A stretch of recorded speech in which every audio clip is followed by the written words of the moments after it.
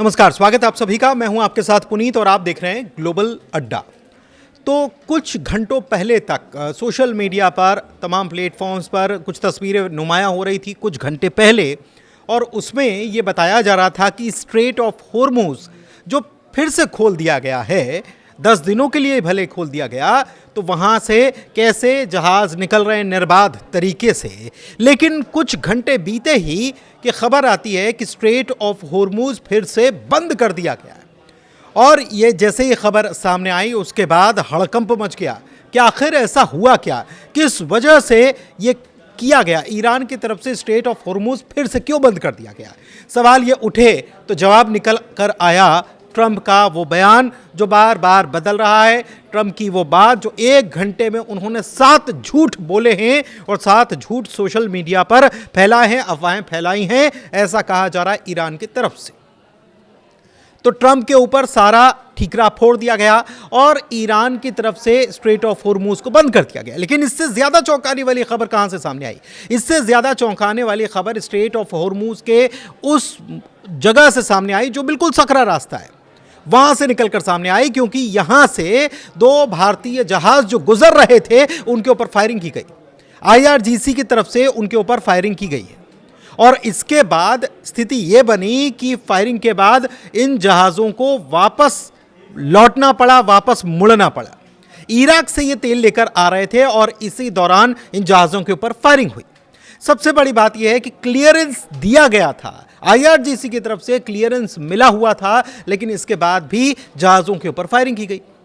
इसके बाद जैसे ही यह खबर भारत पहुंचती है, भारत का विदेश मंत्रालय सक्रिय हो जाता है और राजनयिक स्तर पर अब क्या हो रहा है, भारत ने ईरान के राजदूत को तलब कर लिया है और इस मामले में अब सवाल जवाब होंगे, क्योंकि अब संबंधों में खटास या कड़वाहट जो है उसकी नौबत आ चुकी है। सब सामान्य चल रहा था, वो भी तब जब स्ट्रेट ऑफ होर्मुज खोल दिया गया था और उसके बीच जब जहाज गुजरे थे उनके ऊपर फायरिंग होना, ये क्या बताता है? और इसके पहले आपको याद होगा कि जब युद्ध चल रहा था तब भी भारतीय जहाज जो हैं उनको यहां से गुजरने दिया जा रहा था और ईरान ने यह भी कहा था कि हम अपने दोस्त मुल्क जो हैं उनको यहां से गुजरने का रास्ता दे रहे हैं और भारत के ईरान के साथ अच्छे संबंध पहले से रहे हैं। लेकिन इसके बाद अब ये फायरिंग क्या बताती है, ये सवाल खड़े हो रहे हैं। दूसरी तरफ डोनाल्ड ट्रंप की तरफ से ये क्या कह दिया गया? डोनाल्ड ट्रंप बार बार अपनी बात को घुमा फिरा रहे हैं और कभी वो ये कहते हैं कि बातचीत बिल्कुल मेज़ पर आ गई है और सब कुछ बहुत अच्छा हो रहा है, सब अच्छा है और उम्मीद करते हैं कि शांति हो, लेकिन कभी वो कहते हैं कि हमको बम गिराने पड़ेंगे। डोनाल्ड ट्रंप ने यह बयान दिया कि बुधवार तक अगर डील नहीं होती है, वैसे तो वो डील के लिए पाकिस्तान तक जाने के लिए तैयार हो रहे हैं, लेकिन डोनाल्ड ट्रंप ने फिर भी कहा कि अगर बुधवार तक डील नहीं होती तो फिर हम वहां पर बम गोले बारूद बरसाने के लिए भी तैयार हैं। ये डोनाल्ड ट्रंप की तरफ से कहा गया। उनसे पूछा गया कि सीज फायर खत्म होने तक अगर कोई समझौता नहीं हुआ तो क्या सीज फायर को आगे बढ़ाया जाएगा?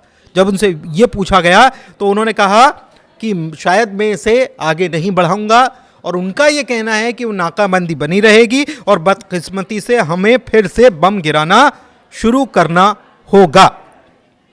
एक बात और है, नेटो की बात का जिक्र कर लेते हैं। यहाँ पर डोनाल्ड ट्रंप से नेटो के बारे में भी पूछा गया तो डोनाल्ड ट्रंप जो है उन्होंने कहा कि नेटो जो है, होर्मुज स्ट्रेट की स्थिति जो टेंशन था वो तो ख़त्म हो गया है, ये वो कह रहे हैं। हालांकि अब टेंशन फिर से बढ़ गया है, लेकिन जब डोनाल्ड ट्रंप ये बयान दे रहे थे शायद उनको इस बात का अंदाज़ा नहीं था।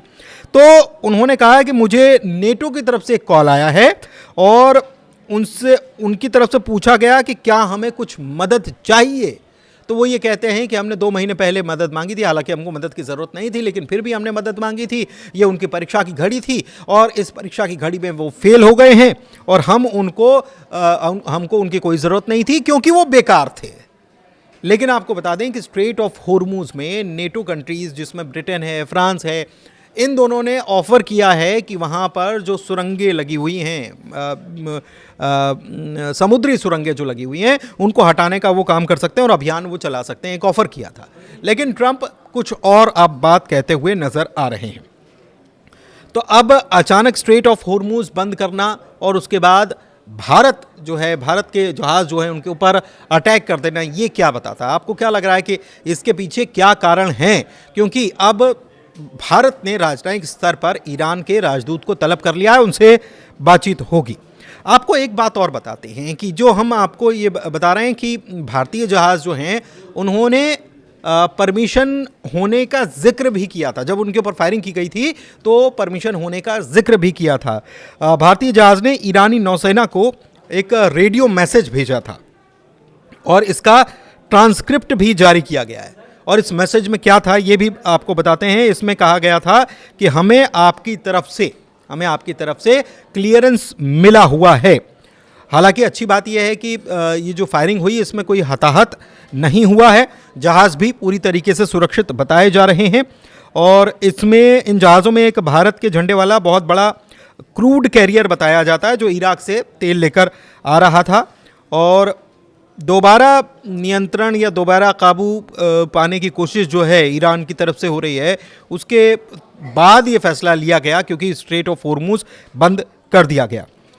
आपको एक बात और बताते हैं कि जिस IRGC की जिस कमांड ने ये हमला किया है वो कौन है ये भी आपको हम बता देते हैं। तो भारतीय जहाज़ों ने अपनी पहचान बनाई थी और ईरानी नौसेना से मिली मंजूरी का जिक्र भी किया। सेपाह नेवी है।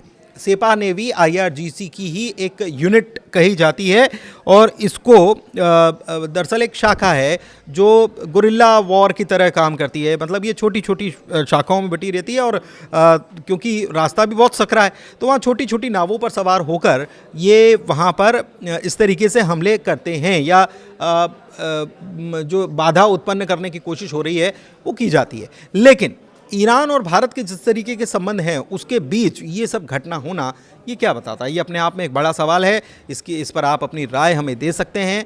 आपको क्या लगता है कि ये गलती से हो गया या किसी भ्रम में हुआ, या जब परमिशन दी गई थी और बाकायदा रेडियो पर संदेश भी बताया गया कि हमें आपकी तरफ से परमिशन, सेपाह नेवी को बताया गया कि बाकायदा हमें परमिशन मिली हुई है और ये भारतीय जहाज़ है और आप हमें मोड़ने का मौका तो दीजिए, क्योंकि वापस लौटना पड़ा, इराक से ला रहे थे तेल।